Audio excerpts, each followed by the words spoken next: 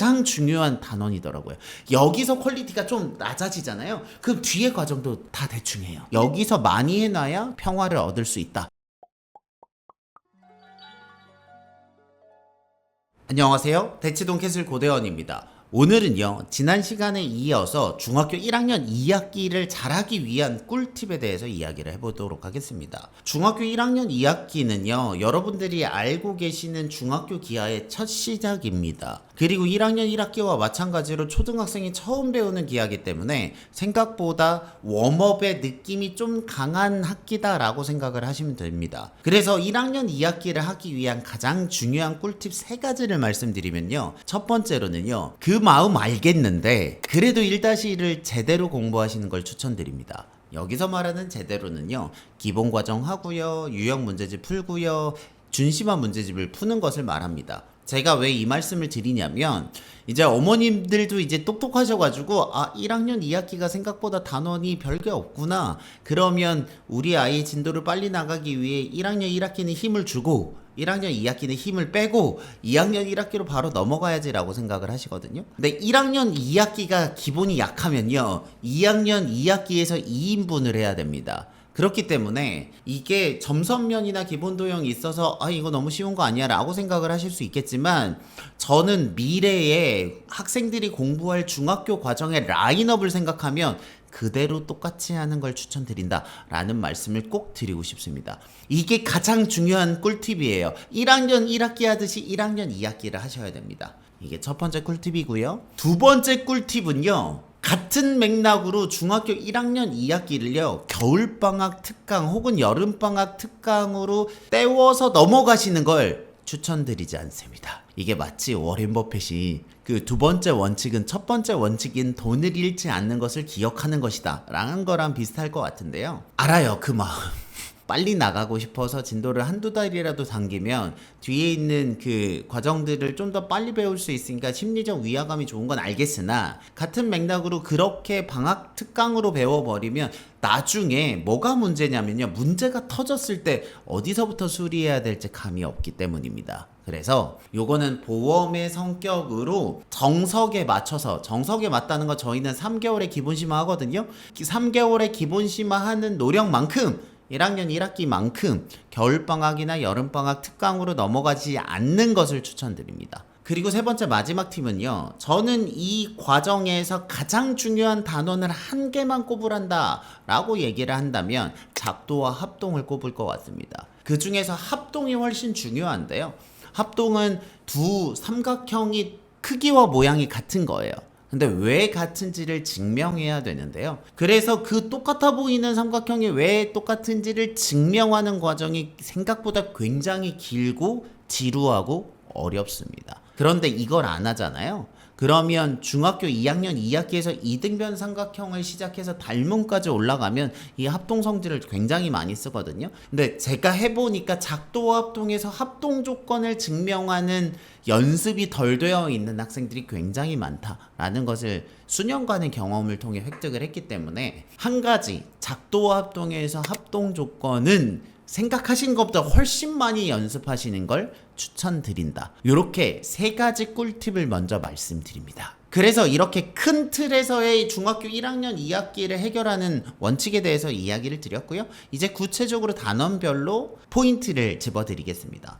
1단원은요, 기본 도형이에요. 이게 쉽습니다. 왜냐하면 말씀드린 대로 초등학생이 중학교 올라와서 처음 배우는 기하이기 때문에 그 수학 선생님들도 쉬운 걸로 깔았습니다. 그래서 점, 선, 면, 직선, 반직선 이런 거 하거든요. 그래서 전혀 어렵진 않고요. 다만 위치 관계라는 게 있어요. 점과 점 사이의 관계, 점과 선 사이의 관계, 이런 걸 하는 게 있는데 거기서 꼬인 위치가 있거든요. 근데 학생들이 꼬인 위치의 개수를 세는 게 좀 어렵습니다. 근데 그 어려운 이유 중에 하나가 뭐냐면, 입체 도형에서 이 꼬인 위치를 찾아야 되는데 그 도형이 머릿속에 없는 거예요. 그래서 제가 항상 강조하는 내용 중에 하나가, 문제집 뒤에 보면 정사면체, 정육면체, 정팔면체 모양들이 있거든요. 그걸 잘라서 모형을 만들어서 꼭 선을 그려서 위치관계 개수를 해보는 작업을 하시는 걸 추천드려요. 그걸 손으로 해본 학생과 안 해본 학생의 머릿속에서 떠올릴 수 있는 상상력이 다르기 때문에 이 위치관계를 위해서 그 도형들 어려워한다면 그 문제집 잘라서 계속 조물딱거리면서 그 위치관계를 구해보는 연습을 하시는 걸 꼭 추천드립니다. 아셨죠? 기본 도형은 이렇게 가볍게 가시면 될 것 같고요. 2단원은요, 제가 말씀드린 작도와 합동이에요. 이게 합동이 제가 생각할 때 훨씬 중요하고요. 그 앞에 작도도 중요하거든요. 합동은요, 두 삼각형이 똑같은데 왜 똑같은지를 증명을 해야 됩니다. SSS, SAS, AS 합동에 의거해서 이변과 이변이 왜 다르고 이각과 이각이 왜 같고 이변과 이변이 왜 같은지를 꼭 하나씩 증명을 해야 됩니다. 어떻게 증명해야 되나요? 라고 하시는 분들을 위해 제가 샘플 사진을 하나 나눴거든요. 요거를 보시면 요 정도까지 증명을 해야 되는구나 라고 아실 수 있을 것 같습니다. 풀이 과정이 굉장히 길고 지루할 정도로 자세한데요. 여기서 많이 해놔야 중학교 2학년 2학기 과정에서 평화를 얻을 수 있다 라고 생각을 하시면 좋을 것 같아요. 합동은 이렇고요. 작도는요, 이게 심화 작도라는 게 있어요. 왜 심화 작도냐면 합동을 배워야지만 할 수 있는 작도거든요. 그래서 저희들은 일반적으로는 기본 과정 할 때는 이 심화 작도를 안 하고요. 다시 심화 과정을 할 때 하거든요. 근데 이 심화 작도에 크게 4가지가 있어요. 가계 2등분선 하나, 가계 3등분선 하나, 수선 하나, 수직 이등분선 하나, 요렇게 4가지가 있는데 요거는 꼭 한번 증명해 보시는 걸 추천드립니다. 요것도 이미지를 보여드리면 생각보다 되게 많거든요. 하지만 꼭 필요한 과정이니 한번 해보시는 걸 추천드린다. 그리고 오해가 있으실 것 같아서 추가 설명을 하자면요, 별도로 하라는 말씀이 아니라 예를 들면 일품이나 최상위 정도를 보면 이 심화 작도가 나와요. 그러니까 그 문제집 안에서 나옵니다. 그리고 그 문제집 안에서 개념으로 나오지 않더라도 문제에 나와요. 그렇기 때문에 그 문제 해설을 볼 때 이 심화 작도가 다 들어있거든요. 그래서 그 과정을 경험하면서 나오는 이 내용들을 완벽히 하라는 말씀이지 없는 과정을 새로 추가로 하라는 말씀은 아니다 라고 말씀을 드립니다. 그리고 한 개 더. 그러면 그냥 단원 넘어가듯이 하면 되지 그렇게 꼭 강조할 필요가 있냐라고 물어보신다면 여기 합동 조건과 심화 작도를 하는 그 과정에서의 정교함 있잖아요. 증명을 하는 정교함. 그 정교함의 퀄리티가 중학교 2학년 2학기로 가고요. 중학교 3학년 2학기로 갑니다. 수회 동안 굉장히 많은 학생들을 가르쳐 보니 중학교 기하의 퀄리티를 가늠하는 가장 중요한 단원이더라고요. 여기서 퀄리티가 좀 낮아지잖아요. 그럼 뒤에 과정도 다 대충 해요. 근데 여기서 처음부터 스탠다드가 굉장히 높잖아요. 그럼 그 엄밀한 눈으로 2학년 2학기 이등변 삼각형, 평행사변형, 닮음 3학년 2학기의 삼각비 원까지 이어가기 때문에 학생들에게 실질적으로 중학교 기하의 완성도를 가늠하는 첫 출발점이기 때문에 저는 굉장히 강조를 하고 있거든요. 그런 면에서 딱 떨어지는 느낌이 나올 때까지 증명을 하시는 걸 추천드립니다. 3단원은요, 다각형입니다. 다각형은요, 할만합니다. 다각형은요, 정다각형, 삼각형, 사각형, 오각형 이런 거 얘기를 하는 거고요. 여기에서는 학생들이 크게 어려워하지 않기 때문에 그냥 넘어가셔도 될 것 같아요. 넘어간다라는 게 안 해도 된다라는 말은 아닙니다. 하지만 어렵지는 않다. 뭐 내각의 총합, 외각의 총합 이런 거 하는데 할만합니다. 다각형은 괜찮고요. 4단원은요, 원과 부채꼴입니다. 원과 부채꼴은요, 여러분들이 초등학교 때 했던 그 원의 둘레, 호의 길이, 부채꼴의 넓이 요거 하는 건데요.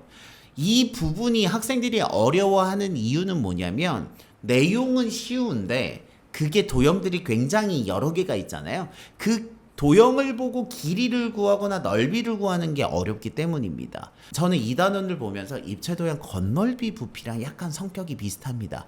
개념은 쉬운데 문제로 나오면 유형이 다양하기 때문에 좀 헷갈릴 수 있거든요. 그래서 이거는 방정식의 활용 문제를 격파하듯이 다양한 유형을 해보면서 하나씩 몸으로 획득하는 것밖에 없다라고 조언을 드리고 싶습니다. 여기는 문제 유형을 많이 풀어볼 수밖에 없는 것 같아요. 5단원은요, 입체 도형이 있고요. 그리고 입체 도형의 겉넓이와 부피가 있거든요. 여기에서 이제 정다면체, 뭐 정사면체, 정육면체 이런 것들의 특징과 모서리의 개수, 꼭지점 개수 이런 게 나오는 거고요. 그것들을 도형을 돌려서 회전체를 만들어서 가로로 자르거나 세로로 자르면서 그 넓이들을 측정하는 경우들이 있는데요. 여기도 아까 전에 말씀드린 것처럼 내용 자체가 어렵진 않습니다. 하지만 이제 겉넓이 부피 느낌 오시죠? 그 완전 연산 덩어리잖아요. 그래서 그 연산이 어려워서 시간이 오래 걸려서 힘들어하는 친구들이 있거든요. 근데 여기는 죄송하지만 연산을 연습하듯이 방정식 활용을 연습하듯이 문제의 양과 유형을 습득하면서 하나씩 체득할 수밖에 없다라고 말씀을 드리고 싶습니다. 왜냐하면 이게 개념이 어려운 문제가 아니기 때문입니다. 그리고 마지막 6단원으로는요, 통계가 있습니다. 어머니들이 생각하시는 바로 그게 맞아요. 표에서 도수분포표 나오고요. 그리고 그거 계산해서 평균하고요. 그리고 여기서 새로 나오는 개념 중에 하나가 상대도수라고 있거든요. 뭐 상대도수가 어려운 건 아니고 200명 중에서 20등과 300명 중에서 30등은 상위 10%로 똑같잖아요. 그래서 크기가 서로 다른 두 집단을 비교하기 위해 만든 그 지표거든요. 그래서 이 상대도수의 개념을 알고 그 두 집단을 비교하는 과정에서 도수분포표나 히스토그램에서 그 차이를 확인하는 것이 중요하다라고 제가 조언을 드릴 수 있을 것 같은데요. 큰 틀에서 보면 이것도 계산이 복잡해서 그렇지 학생들이 아주 어려워하는 단어는 아닙니다. 그렇기 때문에 이 통계는 새로 배워서 그렇지 상대도수의 개념만 알면 나머지 문제 푸는 거는 크게 어렵지 않다라고 생각을 할 수 있습니다. 제가 말씀을 드리고 나서 보니까요. 작도와 합동 빼고는 나머지는 다 할만합니다 라고 얘기를 할 수밖에 없거든요. 실제로 저는 그런 부분이 있다고 생각합니다. 그래서 이 과정을 소홀히 하고 그냥 넘어가는 경우들이 있는데 여기서 편히 넘어가면 중학교 2학년 2학기에서 예상치 못한 어려움을 경험할 수 있다라는 것을 꼭 기억을 하신다면 정석대로 1학년 2학기를 공부를 하고요. 그 중에서 합동의 조건에 유의하셔서 공부를 하신다면 이 과정을 수월하게 넘어갈 수 있습니다. 저는 1학년 2학기의 팁은 이 정도 할 것 같고요. 다음에 또 다음 학기 내용으로 찾아뵙겠습니다. 여러분들의 교육을 응원합니다. 저는 대치동 캐슬 고대원이었습니다. 감사합니다.